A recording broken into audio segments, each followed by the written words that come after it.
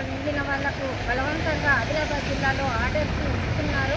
అలాగే సూపర్వైజర్లు కానీ సిడిపిఓలు కానీ బలవంతంగా సెంటర్లకు పోయి ఆర్డర్లు ఇచ్చే ప్రయత్నం చేస్తున్నారని అందుకోసం మేము ఈరోజు టీచర్తో మేడంని కలవడానికి వచ్చాము.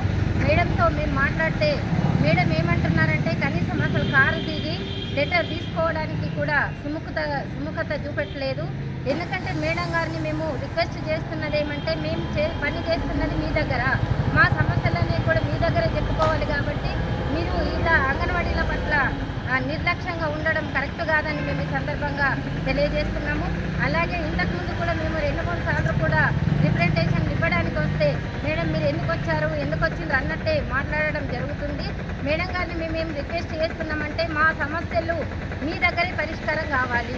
మరి ఆదిలాబాద్ జిల్లాలో ఇంతవరకు వచ్చిన పీడీ మేడమ్స్ ఎవరు కానీ ఇలా మీలాగా మేడం లాగా మాట్లాడలేదు.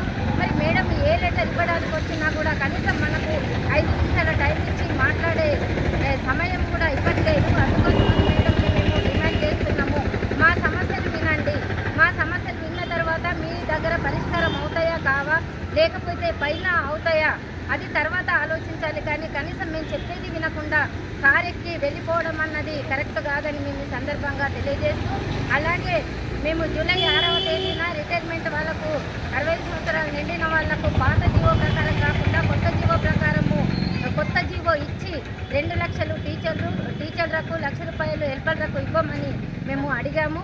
అలాగే జీతంలో సగం పెన్షన్ కూడా ఇవ్వమని అడిగాము. చలో కలెక్టరేటు నిర్వహించాము 6వ తేదీన. అలాగే 6వ తేదీ నుండి కూడా జూలై 18 వరకు 12 రోజులు రిలే నిరాహార దీక్షలు నిర్వహించాము.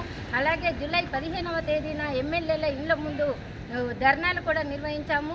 అలాగే 19 చలో హైదరాబాద్ కార్యక్రమాన్ని వేలాది మందితో డైరెక్టర్ ఆఫీస్ ముట్టడించి అక్కడ ధర్నా చేయడం జరిగింది. ఆ ధర్నా చేసిన సందర్భంలో డైరెక్టర్ మేడంతో బహిరంగంగా అలాగే లోపల కూడా అన్ని 33 జిల్లాల నుండి కూడా ఒక్కొక్కరిని పిలిచి చర్చలు జరిగాయి.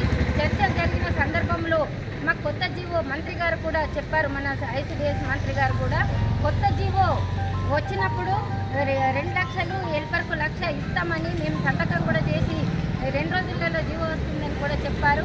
ఇంతవరకు కూడా ఆ జీవో రాలేదు. మరి ఆ జీవో వచ్చే వరకు ఈ రిటైర్మెంట్ టీచర్లను కానీ ఆయాలను కానీ విధులలో కొనసాగించాలని మేము డైరెక్టర్ గారికి కూడా చెప్పడం జరిగింది. డైరెక్టర్ గారు కూడా మేము పైకి రాస్తామన్నారు. కానీ మేము అసలు చర్చలలో జరిగిన విషయాలు ఎవ్వి కూడా పట్టించుకోకుండా ఈరోజు ఆదిలాబాద్ జిల్లాలో పీడీ మేడం గారు మన సిడిపిఓలకు సూపర్వైజర్లకు ఆర్డర్స్ ఇచ్చి వాళ్ళను రిటైర్మెంట్ కోసం బలవంతంగా సంతకాల కోసము సెంటర్లకు పంపించడం జరుగుతుంది.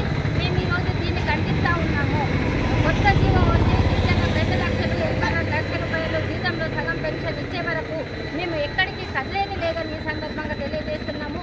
ఒకవేళ బలవంతంగా సూపర్వైజర్లతో సిడిపిఓలతో బలవంతంగా లెటర్లు ఇచ్చి సంతకాలు గిట్ట తీసుకుంటే మేము ఇదే టీడబ్ల్యూ ఆఫీస్ ముందర జిల్లా వ్యాప్తంగా సెంటర్లు బంద్ చేసి ధర్నా నిర్వహిస్తామని మేడం గారికి తెలియజేయడం జరిగింది.